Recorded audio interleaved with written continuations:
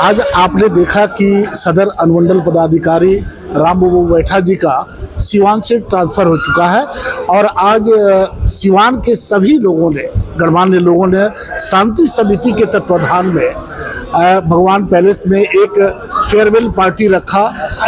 हम सीधे एसडीओ साहब से बातचीत करेंगे। सर, आपने एक लंबा समय यहाँ पे बिताया और 2 बार आप पदस्थापित रहे, कैसा लगा सिवान से? सिवान बहुत अच्छा लगा। सिवान बुद्धिजीवियों का शहर है, बुद्धिजीवियों का जिला है और यहाँ पर काम करने के लिए बहुत स्पेस है। हर पदाधिकारी को गर्व करना चाहिए।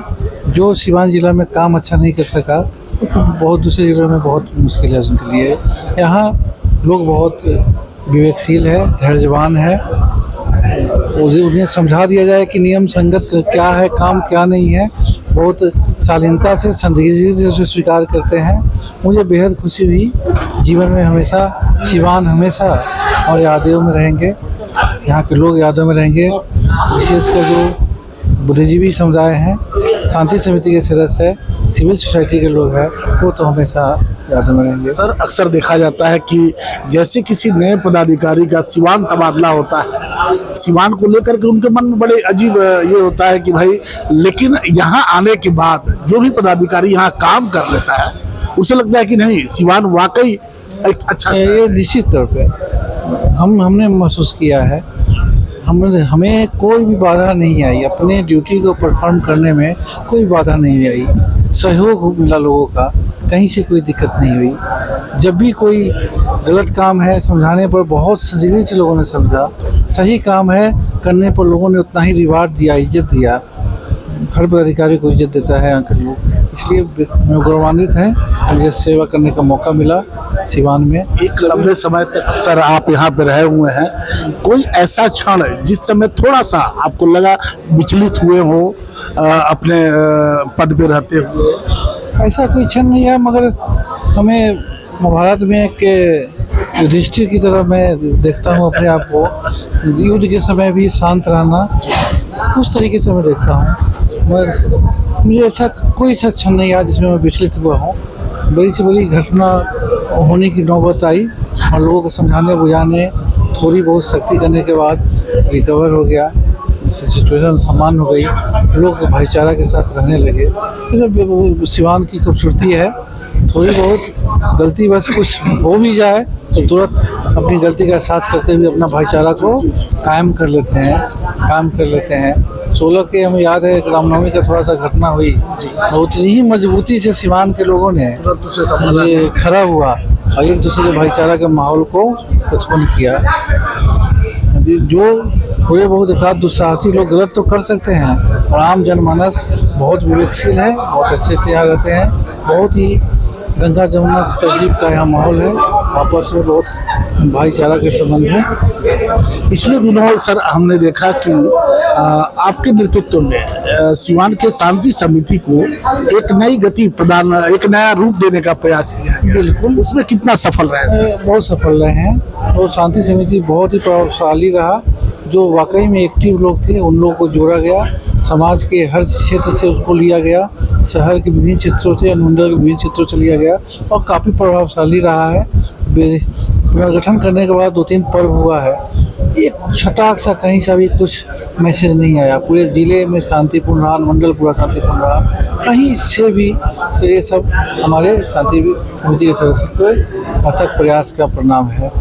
अब तो सर आप यहाँ से, आपकी विदाई आज हुई है, क्या अंतिम मैंने क्या संदेश देना चाहते हैं सिवान वासियों? सिवान जिसके लिए जाना जाता है, मैं पहले ही बता चुका हूँ, गंगा जमुनी तहजीबी का यहाँ माहौल है, भाईचारा का संबंध है, वो कायम रहेगा, कायम रखे। ये अपनी गुणों पर गर्व करें सिवान के लोग। चलिए, आपने देखा कि अभी सदर अनुमंडल पदाधिकारी श्री रामबाबू बैठा जी से बातचीत हो रही थी, जिनका तबादला सिवान से हाजीपुर के लिए हो चुका है।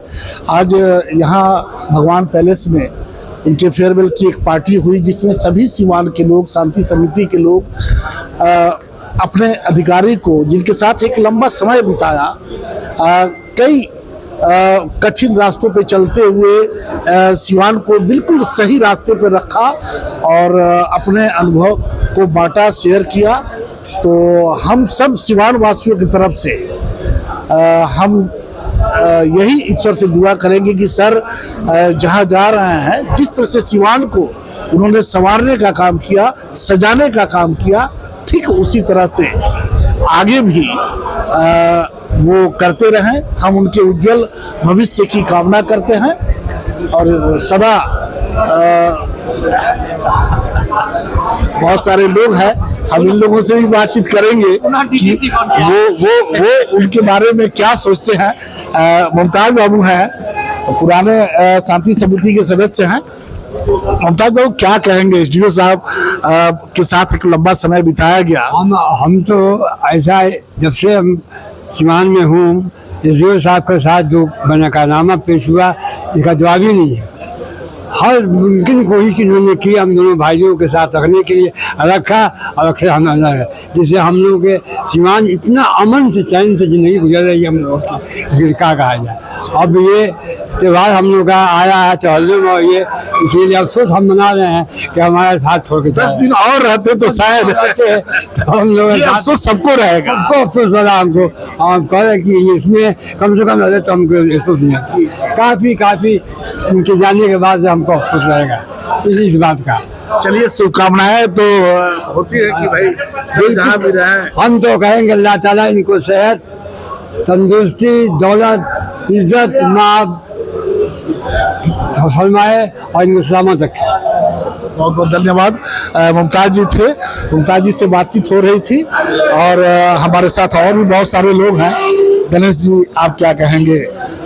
सदर अनुमंडल पदाधिकारी की ट्रांसफर हुई है। देखिए, माननीय सदर अनुमंडल पदाधिकारी जी का सबसे वो क्षण हम लोगों को याद आता है कि जिस समय कोरोना काल था जी, और कोरोना काल में सभी लोग अपने अपने घरों में दुबके हुए थे, उस समय माननीय अनुमंडल पदाधिकारी महोदय हम लोगों का एक आपदा कमेटी बनाए थे और उस आपदा कमेटी के तहत वैसे निसहाय गरीब और हम लोग उनका साथ रातों दिन देते थे। वो घड़ी मुझे बार बार याद आते रहती है। तो मैं तो कहूँगा, और उसके अलावा आपने देखा कि चाहे रामनवमी का पर्व हो, चाहे ताजिया हो, चाहे ईद हो, मुहर्रम हो, किसी प्रकार का कोई पर्व होता था तो सभी लोगों के सहयोग से इतना बढ़िया से तालमेल बैठा करके और इतना अच्छा से उस सम्मेलन को सफल कर लेते थे। मैं इनकी बहुत इनके व्यवहार का कायल हूँ और मैं तो आशा करता हूँ, उम्मीद करता हूँ कि पुनः प्रमोशन लेकर के सिवान में एक बार आए, ऐसा मेरा हृदय से इच्छा है। चलिए, बस एक ठोक कर लेते हैं। हमारे साथ विकास साहू जी हैं। हम इससे भी बात करते हैं कि ये क्या विकास जी, एसडीओ साहब बहुत लंबे समय तक सिवान में रहे, क्या कहेंगे? कि पदाधिकारी तो बहुत देखे हैं, लेकिन इनके जैसा घरेलू पारिवारिक पदाधिकारी मिलना अब मुश्किल है। जिस तरह से ये अखाड़ा और जो भी हिंदू मुस्लिम को एकता के प्रतीक मानते हैं और लेके चलते हैं साथ में, तो आने वाले दिन में देखना है कि नए पदाधिकारी इसको किस रूप से ले रहे हैं और शांति समिति के सदस्यों से सिवान के साथ कैसे बर्ताव कर रहे हैं। मुझे एक ही शब्द कहना है कि ये फिर आए सिवान में और डीएम के रूप में है, बस यही कहना। चलिए, रूपल जी हैं हमारे साथ, विकास जी की धर्मपत्नी हैं। आप तो कई कार्यक्रम में एसडीओ साहब के साथ रही हुई हैं, क्या कहेंगी आज? जी, उनका नेचर बहुत ही घरेलू टाइप का था, मतलब बहुत ही अच्छे इंसान थे और ऐसे शायद पारिवारिक ही टाइप के थे वो। और ऐसे हम लोग को शायद एसडीएम साहब मिलना लगता है कि कठिन है और उम्मीद करती हूँ कि उनको सिवान में फिर से मौका मिले। मैं चाहूँगी कि वो फिर से सिवान आए। आपको नहीं लगता कि एसडीओ साहब को 10 दिन हाथ पड़ा हुआ है, तो वो सभी सब कुछ जानते हैं यहाँ के बारे में? जी, उनको रहना चाहिए था क्योंकि वो इस मैटर को यहाँ के लोगों को सब जानते, तो मेरे ख्याल से उनको ये चीज़ लेके समाप्त करके तब उनको अलविदा कहना चाहिए था। इस बात का मलाल रहेगा। जी मलाल रहेगा। चलिए, आपने देखा कि कई लोगों से बातचीत हुई, चूँकि अभी आगे एसडीओ साहब एसडीओ साहब का ट्रांसफर हुआ है, क्या कहेंगे कि क्या नाम? हम लोग के लिए तो एसडीओ साहब एकदम गार्जियन जैसे थे और हम लोगों को एक नई ऊर्जा प्रदान की है, एकदम घरेलू सबके साथ बहुत प्यार बहुत सम्मान। ऐसा पदाधिकारी अभी हमने किसी को नहीं देखा। बहुत बहुत हम लोगों को रिस्पेक्ट मिला और बहुत प्यार मिला। मतलब पदाधिकारी हम लोगों के लिए एक मतलब मिसाल रहेंगे। तो मलाल है, दिखाएं जरा अनुमंडल पदाधिकारी भगवान पैलेस से अब बाहर जाते हुए सभी लोग उनके साथ अंतिम समय में एक सेल्फी लेना चाहते हैं, उन यादों को समेटना चाहते हैं अपने मोबाइल में, अपने कैमरे में। जब उनके साथ